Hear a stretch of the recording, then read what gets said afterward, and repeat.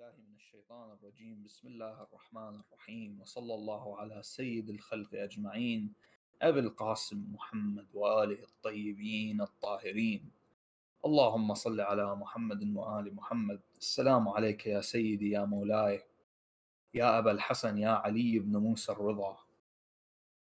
Respected Muslim brothers and sisters, Assalamu alaikum wa rahmatullahi wa barakatuh. Today, our discussion will be concerning the life of Imam Ali ibn Musa al-Ridha, salamullahi alayh, which Brother Abbas, he did a great job covering in the previous days. But my discussion will be related to some of his merits in particular. And in doing so, we're going to examine a polemic, basically a few rounds of polemic between some of the scholars of both the Sunnis and the Shia. So the background story is that Alam al-Hilli, rahimahullah, was one of the greatest scholars that our madhab ever produced. He was considered genius by people of the Shi'i madhab as well as people, outside of the madhab.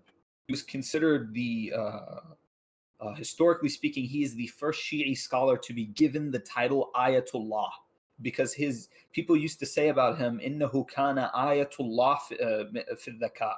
So his genius is a miracle of God, is an ayah of ayatillah. So Alam al-Hilli, during the course of his life, he succeeded in converting the Mongol Khan, who was ruling over Iran and most of Iraq, and who went by the name Jaito Khan, or he later changed his name to Khan Khudabandeh. He convinced him to become Shia. He managed to convince him to take on the madhab of the Ahlul Bayt alayhim as-salam. And so Jaito, he embraced the new madhab with much excitement, with much vigor. And it is said that whenever he would travel, whenever he would stop traveling, he would order for a tent to be pitched for Alam al-Hilli, and he would just hold a class beside, and they would invite people to come listen. The story behind how Alam al-Hilli converted Jaito is a very interesting one, but I'm not going to get into it. Essentially, what ends up happening is that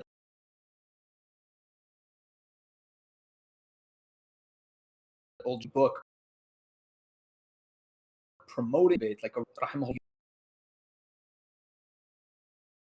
he wrote a book called Minhaj al-Karam. Al-Hilli was doing this in Iran and Iraq.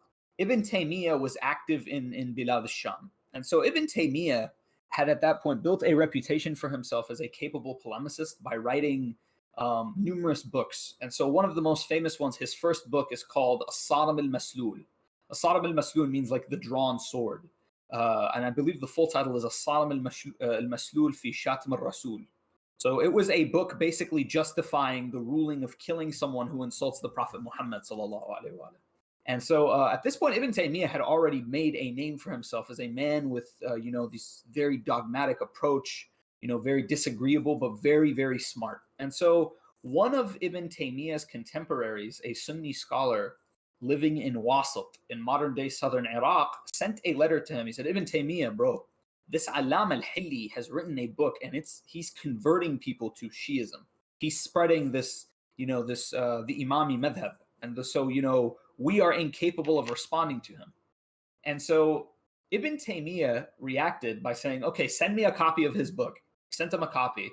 And so Ibn Taymiyyah wrote his book Minhaj al-Sunnah, which is considered like his primary polemic against the Imami Shia. And so in this book Minhaj al-Sunnah, to summarize what Ibn Hajar Asqalani said about it, he says, "I've seen his book Minhaj al-Sunnah, and I can safely say is like he's really, really fierce in his arguments against the Shia, but it has led him to the point of belittling Ali ibn Abi Talib." And that is not just the case with Ali salamullah alayhi. He goes through all 12 of the Imams of the Ahlul Bayt alayhim salam, and he does his absolute best to lower them down to the level of not even just like the layman. At some points, he tries to lower them down even lower than that, as I'll give you a few examples in a bit. And so this book of his, many of you have seen me cite it. Many of you have seen others like citing it in order to, for polemical discussions. I remember one of our brothers from Ahl Sunnah said, he said, if every Shia read Minhaj al-Sunnah, there would be no more Shia anymore.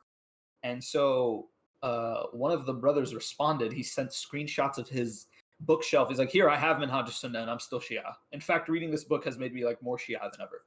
And so today, we're going to discuss his polemics against Imam Ali ibn Musa al-Ridha in the following stages. First, I'm going to show you what Allam al-Hilli rahimahullah, what he said concerning Imam al-Ridha that angered Ibn Taymiyyah, what Ibn Taymiyyah responded, and then the response of one of our modern day scholars, Sheikh Ja'far al-Subhani, how he responded to Ibn Taymiyyah's polemics, right? So with this, with the background out of the way, with the stage set, let us begin. So Imam Ali ibn Musa al-Ridha, salamullahi alayhi, according to Allam al-Hilli, when he speaks about Imam al-Ridha and extols his position and mentions his merits, this is what he mentions about Imam Ali ibn Musa al-Ridha, alayhi afdal salatu wassalam. He says, Imam al-Ridha was the most zahid person of his time and the most knowledgeable person of his time. Zahid is a word that is not easy to translate into English. It means detached from the material world. If I say someone is a zahid, it means he's a really pious individual who doesn't care much for material attachment. He's detached from it, if you will, right? And then the most knowledgeable man of his time, that's obvious. And so this is the first point that Allam al-Hilli makes. The second point is that he says that the fuqaha in general, meaning even Sunni scholars, people from the Amma, people from the Mukhalifin, took from Ali ibn Musa al-Ridha, benefited from his knowledge. Then he says Ibn Nu'as, he mentions this famous poem. He says Ali ibn Musa al-Ridha, salamullahi alayhi, someone asked him, because Ibn Nu'as was a very famous poet.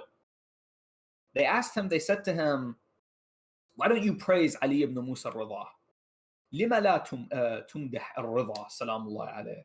فقال, he responded, قلت لا أستطيع مدح إمام كان جبريل خادما لأبيه.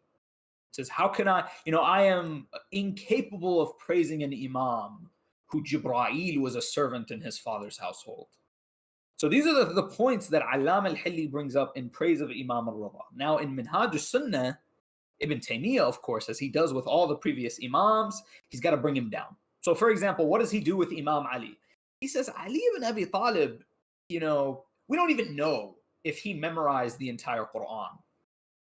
Ali, we don't even know if he memorized the entire Quran. Maybe he did, maybe he didn't. Ali ibn Abi Talib, that merit of his where he's the first Muslim, the Islam of a child, we don't even know if it counts really. So is he really the first Muslim? Man, the adult guys like Abu Bakr and those guys, their Islam is like worth way more than Ali. He goes so far as to say at one point, he says, we do not take our fiqh from Ali ibn Abi Talib. None of our fiqh comes from Ali ibn Abi Talib. Ali ibn Abi Talib is not even that great. He's not even, as big as the Shia try to make him out to be. With Imam al-Hasan and Imam al-Hussein, he does the same thing. He basically tries to lower their status. Each and every one of the Imams, and even with Imam al-Sadiq, salamullahi alayhi, he says, Imam al-Sadiq was he was a well-known scholar, but, he was not the best scholar of his time. This is just like exaggeration from the Shia. When you get to Imam al-Ridha, when he sees the way Allam al-Hilli was praising him, what was his response? He said, first of all, he was not the most zahid of his time. This is exaggeration by the Rawafid. Nor was he the most knowledgeable, because it is well known that during Imam al-Ridha's time, what other scholars was he contemporary with? Ash-Shafi'i, Ahmad ibn Hanbal, Ishaq ibn Rawaha, Ashab ibn Abd al-Aziz, Abi Sulaiman al-Darani, and al-Ma'ruf al-Karhi. The fuqaha, so that's the first point. He's like, yeah, no, Allam al-Hilli, this Rafidi is lying. He's just pulling stuff. He's just completely making stuff up, right? He has no idea what he's talking about. And so the second point that Allam al-Hilli brought up, remember, he said that all the fuqaha took from him. Ibn Taymiyyah said this is a blatant lie. No one took from Ali ibn Musa al-Ridha, salamullahi alayhi. This is just another Rafidi exaggeration. The third point that he brings, he says, regarding Ibn Nu'as's poem, he says, well, this applies to all Sayyids.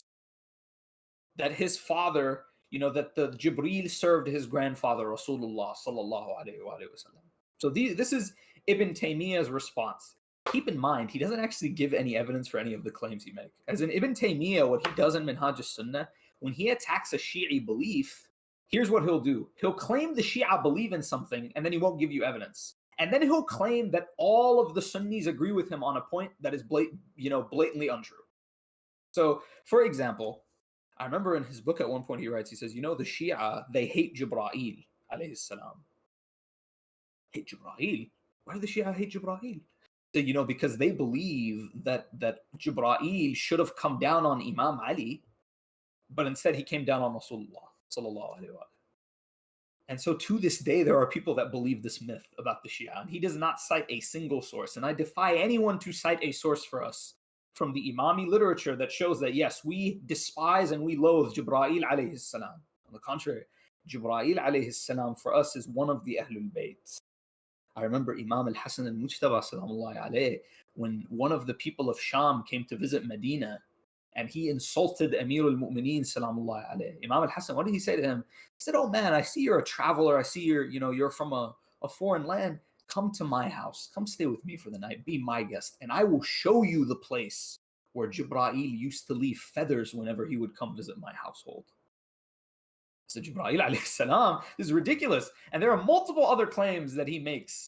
For example, he says, the Shia, they believe that Rasulullah's wives do zina. So Habibi, look at Shaykh al-Tusi's book. He explains, he says, we believe that the wives of Rasulullah are ma'soom from such a thing, or ma'soom from zina. This is the view of Shaykh al-Tusi, of Shaykh al-Ta'ifa, rahimahullah. But getting back to Imam Ridha, salamullahi alayhi, let us examine Shaykh Ja'far al-Subhani's response. What does he respond to Ibn Taymiyyah's polemics against Allam al-Hilli? Right? The first polemic, he says that Imam Ridha was not the most knowledgeable and not the most zahid man of his time. Is this true? Let's take a look. It is narrated from Abu Salt al-Harawi, Ridwanullahi ta'ala alayhi, who was a servant of Imam Ali ibn Musa Ridha, who was Saduq Hasan al-Hadith for the Sunnis. I've seen some scholars try to weaken him. The majority of scholars I've seen, I pulled up the list of the scholars who authenticate him. Even Ibn Hajar says he's Saduq Hasan al-Hadith. The reason why there's doubt on Abu Salt al-Harawi is because Abu Salt al-Harawi, I remember one Sunni scholar, he says, this guy narrates hadith of the Ahlul Bayt that are absolutely unacceptable. So like what? The fact that they never sinned? Is that what's so unacceptable to you? The fact that they were the most knowledgeable men of their time? That's unbelievable for you? That's exaggeration? Abu Salt al-Harawi, what does he say? He says, I have not seen anyone more knowledgeable than Ali ibn Musa Ridha. I have not met a scholar who would not testify to the same thing. Abu Salt is like, this is my testimony, but I have not met another scholar who would not agree with me, who would not say that, yes, Ali ibn Musa Ridha is the most knowledgeable scholar of his time. He says, and the proof for this is that Al-Ma'mun al-Abbasi used to gather people of various creeds, people of various faiths, Muslim and non-Muslim, Jews, Christians, Zoroastrians, Sabians. He would gather them all. Fuqaha and mutakallimin. Because fiqh and kalam are two different subjects, aren't they? And he, meaning Imam Ali ibn Musa Ridha, would debate them and he would beat all of them. And they would all admit to his superiority at the end of the debate. As in, when we say Imam Ridha is the most knowledgeable man of his time, this is not an exaggeration, brothers and sisters. This is a fact. Even Al-Ma'mun al-Abbasi, this is something he could not hide. On display in front of his own court, on display in front of his entire caliphate, he put the Imam of the Rafidah to the test, and the Imam wiped the floor with anyone who dared to challenge him. Imam al-Ridha, salamullahi alayhi, the scholar Fakhr al-Razi, who's another famous Sunni scholar, he says, Fakhr al-Razi in his tafsir of Surah Al-Kawthar, what does he say? He says, Inna a'tainaka al-Kawthar, this blessed surah was sent as a revelation, as a response to the people who were claiming that Rasulullah had no lineage and that his lineage would end. As in, Allah is reassuring his messenger, he says, no, through Fatima al-Zahra, salamullahi alayha, you will have a blessed lineage. And subhanAllah, Fakhr al-Razi, what does he say? He says, Banu Umayyah, we look around for them, they're all gone. There's like no Umayyads left. But the descendants of Fatima al-Zahra, the descendants of Rasulullah, among them are the great scholars. And then he mentions Muhammad al-Baqir, Ja'far al-Sadiq, Musa al-Kadhim, and Ali ibn Musa al-Ridha. One of the great scholars from the descendants of Ali Muhammad. Al-Waqidi also reviewed his biography. He said he used to live in Medina and he used to narrate the hadith of his grandfather Rasulullah sallallahu alayhi wa sallam, and he was thiqah. He was he never narrated anything that was, besides the truth. Sheikh Kamal al-Din Muhammad ibn Talha al-Shafi'i did the same thing. He went over his biography and he praised him extensively. Imam Ridha, salamullah alayhi, there is an event in his life that shows you, why Ibn Taymiyyah's polemic is like, honestly, when you look at it, it looks kind of pathetic after you review these things. Because who are the scholars that he mentioned? He says, Ahmad ibn Hanbal lived in the time of Imam Ridha and he was greater than Imam Ridha. He says, Ishaq ibn Rahawayh. Ishaq ibn Rahawayh is a scholar that the Shia brothers that we cite whenever we want to disprove the merits of Muawiyah, la'inahullah, right? When we look at the merits of Muawiyah, Ishaq ibn Rahawayh is one of those people who says all of the merits of Muawiyah are fabricated, right? Imam Ridha, salamullahi alayhi, ironically, and then like another scholar that Ibn Taymiyyah quotes, that he brings up, he says Al-Ma'ruf al-Karhi was smarter than Imam Ridha, salamullahi alayhi. He was more knowledgeable than Imam Ridha. Let's see if this is true. Imam Ali ibn Musa Ridha alayhi salam, when he was on his way to Maru, when he was being taken from Medina to Khurasan, he passed through a city called Naishapur. Naishapur, some of you may have heard of the name of the city, Al-Hakim al-Naishapuri, the famous Sunni scholar that we cite. And then the poet, I believe Umar al-Khayyam, is from Naishapur. It's either him or Hafiz, as the Iranians call him. He's from Naishapur. He has a shrine over there. So Naishapur used to be a very, very important city in Iran until the Mongols came, unfortunately. So Imam Ali ibn Musa Ridha, on his way to Maru, where did he go? He stopped in Naishapur. And so it is narrated, this is a very widely reported event, extremely widely reported in both the Sunni and the Shi'i books. He says, when Ali Ridha passed through Naishapur, he was riding a strong mule when Muhammad ibn Rafi' and Ahmad ibn Harb and Yahya ibn Yahya and Ishaq ibn Rahawayh and many other scholars came to him and they held onto the bridle of his mule. As in, these are all major Sunni muhaddithin. They all came and they grabbed the bridle of the mule of Imam Ridha, salamullahi alayhi. And they said to him, by your blessed forefathers, narrate to us what you heard from your father. So he narrated to them. He says, حدثني أبي العبد الصالح موسى بن جعفر سلام الله عليه. Right? Imam al-Kalam. From his father, Ja'far ibn Muhammad al-Sadiq. From Baqir Ulum al-Anbiya, Muhammad ibn Ali. From his father, Ali Sayyid al-Abidin. From his father, Sayyid Shababi Ahl al-Jannah, Al-Imam al-Hussein salamullahi alayh. From his father, Amir al-Mu'mineen, Ali ibn Abi Talib. From Rasulullah sallallahu alayhi wa sallam, from Jibreel, from Allah subhanahu wa ta'ala, that Allah Jalla wa ala said, I am Allah, and there is no God but me, so worship me. Whoever comes with the shahada of La ilaha illallah with ikhlas, with conviction, has entered my fortress. And whoever enters my fortress is safe from my punishment. This hadith, what do we call this hadith? This is called the hadith of the golden chain. Because when it comes to chains of hadith, it doesn't get better than a hadith al-Qudsi. From Imam al-Ridha, through his blessed forefathers, all the way back to Allah subhanahu wa ta'ala. It doesn't get any better than that, my dear brothers and sisters. And this hadith is narrated by Ibn Asakir, it's narrated by Ismail al-Ajwani, and many more. And the people who are said to have asked him, the people who are said to have heard him narrate this hadith, Ishaq ibn Rahawayh, Ahmad ibn Harb ibn Fayruz al-Naishapuri, Muhammad ibn Rafi' al-Qushayri, Yahya ibn Bukair al-Naishapuri, Muhammad ibn Aslam al-Tusi, Muhammad ibn Yahya al-Duhali, and Yasin ibn Nadhr al-Qadi. These are people that are saying, I don't know who any of these guys are. These are all major Sunni muhaddithin, my dear brothers and sisters. And so Ibn Taymiyyah, he says, Ishaq ibn Rahawayh was smarter than Imam al-Ridha. Why is he begging Imam al-Ridha to narrate a hadith for him?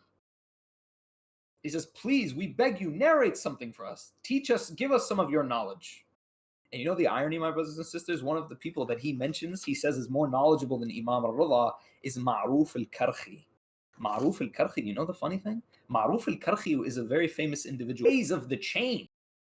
Not even in praise of Imam al-Ridha himself. The the hadith in praise of said regarding this chain, he says, if this Imam al-Ridha, if it was recited in front of a majnoon, then that majnoon would be cured. If it was recited in front of an insane person, then that person would be cured of their insanity. Abu Na'im, he said the same thing. He says many other scholars recorded this exact same statement. لو قرئ هذا السند على مجنون لبرأ or لبرأ. He would have been cured from his sickness. Ibn Majah narrates that Abu Salt al-Harawi said the same thing. He said if this chain was recited in front of a sick person, in front of an insane person, it would cure them. Al-Khatib al-Baghdadi records in one of his books, maybe Tarikh Baghdad, I'm not sure.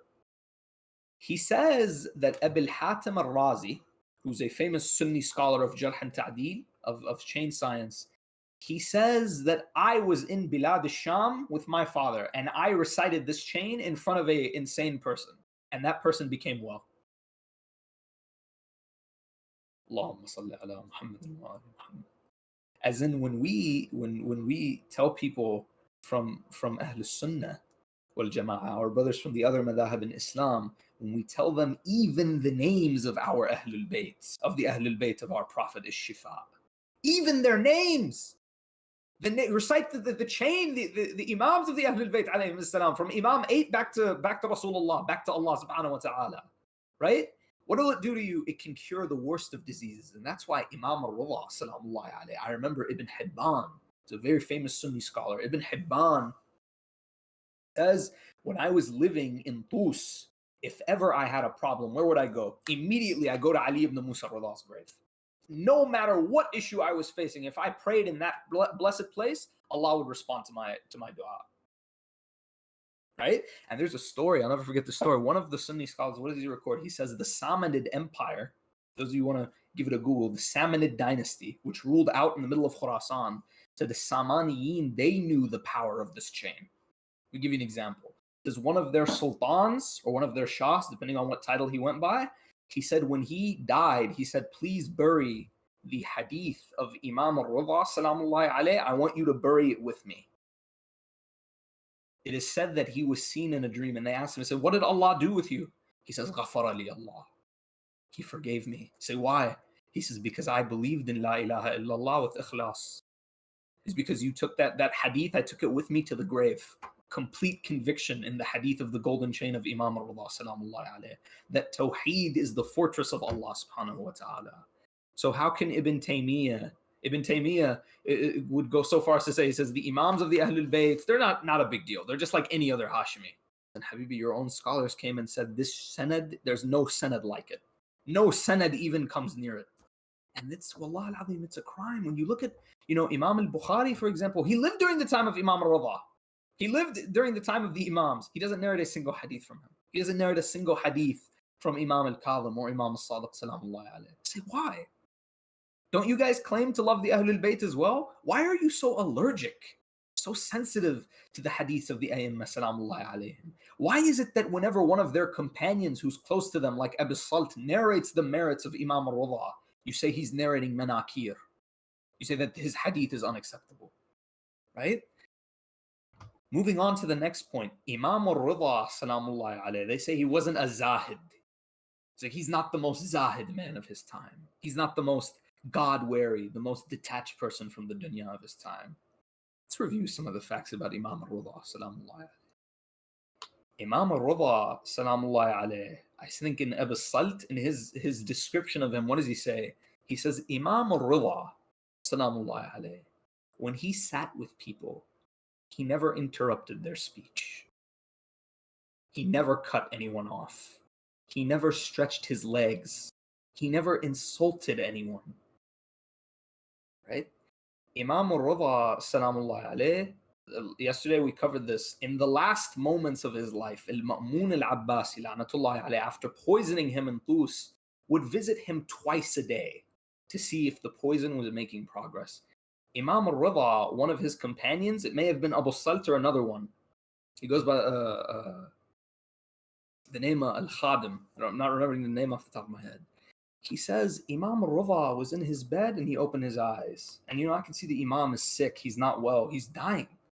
And so I said to him, I'm like, yeah, Imam, is everything okay? Is there anything I can do for you?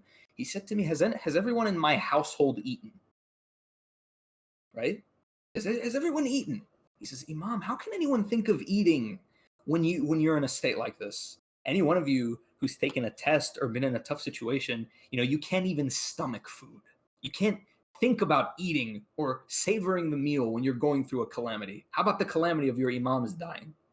He said to him, Imam, no one has eaten today. Imam said, cook something. And Imam Ridha, he got up and he watched us as we cooked a meal. And then he sat down with us, all of the servants of his household, all of his family members. And after everyone had eaten, he says, has everyone eaten? I said to him, yes. He returned to his bed and he passed away and he was martyred. Imam Ridha, salamullahi alayhi, is not only the final meal of his life. The final meal of his life, he didn't even care about himself eating. He wanted to make sure that everyone in his household ate. Imam Ridha, salamullahi alayhi, it is narrated that even during his own lifetime, this was something normal for him. Whenever he would cook a meal, right, one of his guests came over to him, came to his house, and Imam Ridha, when he had the meal set, he said, bring my servants, let them come eat with us. Right? The servants in the household of the Ahlul Bayt are considered a part of their family. Never forget that. Imam Ridha, salamullahi alayhi, his guest said to him, he said, Imam, why don't you, set some food aside for them? He said, listen, brother, our father is one and our mother is one. There's no shame in us eating together. All of us are from Adam, all of us are from Hawa. There's no shame in me sitting with my servant and eating with him. Right? Imam Ridha, salamullahi alayhi, when Al-Ma'mun forced him to leave his homeland, to leave Medina and to come all the way to Khurasan, you know what he offered him? He said, Imam, I am willing to offer you the caliphate. I'm willing to make you the Khalifa. Imam Ridha, you know what he said to him? He said, no, I don't want your Khilafah. Imam Ridha, he gave a devastating response. You know what he said to him? He said, if this is a shirt which Allah put on you, then who are you to give it to me? And if this is a shirt that Allah did not put on you, as in if this Khilafah is not rightfully yours, then explain to me how you got it. As in, if you want to give me the Khilafah, you got to go back to number 1, number 2, and number 3. Explain to me how they got it. Right? So I'm not just taking you down, I'm taking everyone down with you. Imam Ridha, salamullahi alayhi, how dare Ibn Taymiyyah say he wasn't the most zahid man of his time? Were any of the scholars that he listed, were any of them offered the Khilafah? Were any of them considered worthy of the Khilafah during their own lifetimes? No. Imam Ridha, when he was offered the Khilafah, what did he do? He rejected it. As in Uthman ibn Affan, I remember in the Council of Six, when Imam Ali was offered the Khilafah, he says, all you got to do, Ali, I'll give you the Khilafah, but all you got to do is promise you'll follow the Quran and the Sunnah of Rasulullah and the Sunnah of the Shaykhain. Ali ibn Abi Talib said, no, I will never compromise my religion for the sake of political power. I will never compromise on my religion. The Quran and the Sunnah of Rasulullah, of course. There's no way I will stray from them. But the Sunnah of the Shaykhain, I have much better things to do than to follow their Sunnah. Imam Ali rejected it. Right? He didn't want it. That's the very definition of detachment from the dunya, is rejecting political power. Not just wealth, not just fame, rejecting political power. Uthman ibn Affan, when they asked him, he said, yes, of course, I'll do it. Whatever you say. And then did he even follow through on it? No. Talha and Zubayr, they started an entire war. Why? Because they wanted political power. Muawiyah started a whole war and tried to destroy the Sunnah of Rasulullah for political power. Imam Ali ibn Musa Ridha is offered it. What does he do? He says, it's of no use to me. Take it away from me. As in, even when he said to Al-Ma'mun, he says, I'll be your crown prince, but I want nothing to do with the way you run this state. I will not cooperate with a zalim government. Right? Who's more zahid than Ali ibn Musa Ridha, salamullahi alayhi? Regarding the final point, the poem of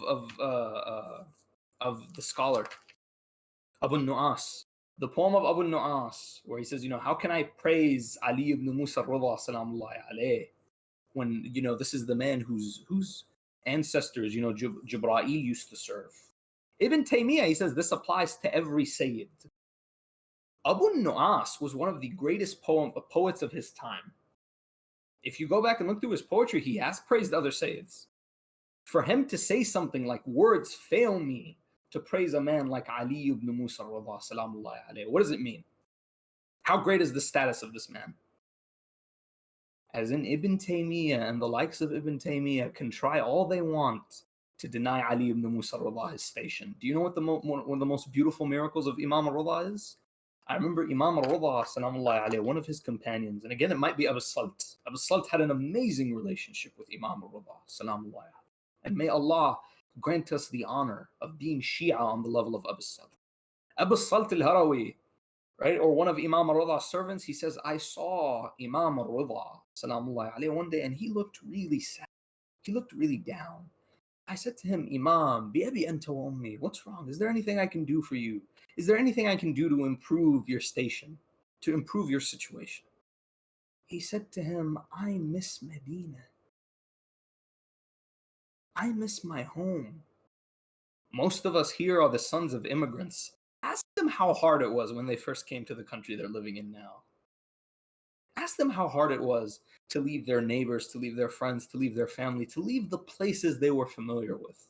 Now imagine being wrenched away from the mosque of Rasulullah sallallahu alaihi wasallam. Imagine being wrenched away from a home like that. He says, I miss my home. I'm out here in the middle of Khurasan, in the middle of Maru, in the middle of modern day Uzbekistan, my dear brothers and sisters. I'm far, far from my home, right? And it's for this reason, what is one of Imam Ridha's most famous nicknames? He's Ghareebul Ghuraba. He's a stranger out in a foreign land. And I remember one of the most heartbreaking moments from his life is when he's sitting with Du'bil al-Khuza'i, Ridwanullahi ta'ala alayhi, this great poet of the Ahlul Bayt. And Du'bil al-Khuza'i reads this long, beautiful poem in praise of the Ahlul Bayt and in criticism of their enemies. And he gets to a line. He says, and there are graves in Ba Khamra. In Ba Khamra, all the way out in the middle of Central Asia. The sons of the descendants of Abu Talib, salamullahi alayhi, were killed. He says, there's a qabr in Ba Khamra. And there's a grave in Jawzajan of Imam Yahya, the son of Zayd al-Shaheed, salamullahi alayhi. All the way in Jawzajan in modern day Afghanistan. He says, and qabrun bi Baghdad. He says, and then there's that grave in Baghdad. Right? And Imam Ridha, you know how much he loved his father. The way he described him in that hadith, from my father, Al-Abdu Salih. Right? He says, there's that grave in Baghdad.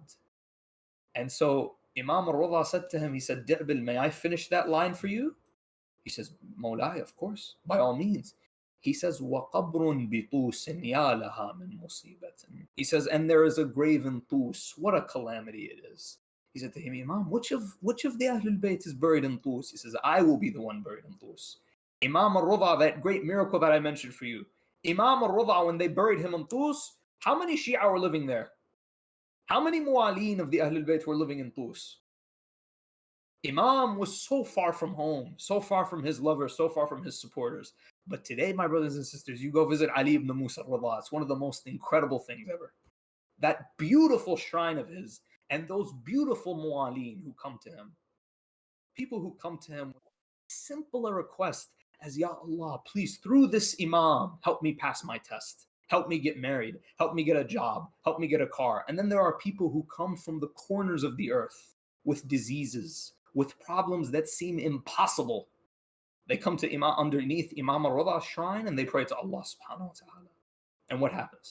Every other day, you're hearing a story about someone going to Imam Ridha's shrine and getting cured from some unspeakable illness, some unconquerable disease. And Imam Ali ibn Musa Ridha, salamullahi alayhi, Allah transformed him from Ghareebul Ghuraba, right? You go to Iran today, you say, whose shrine is this? You know what they'll tell you? It says, Hada Qabru Sultan. Iran, with its culture of kings and shahs, they say, this is the Sultan. The man who turned down the kingdom, this is the Sultan. Say, why?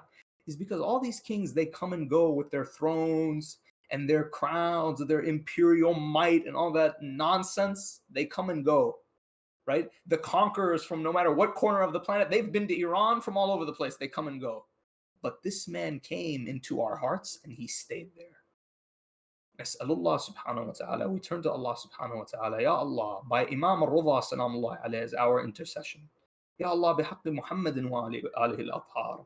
ثبتنا على محبة أهل بيتك الطيبين الطاهرين. Keep us firm on the love of your Prophet and his Ahlul Bayt. Ya Allah, بحق محمد وآله الأطهار.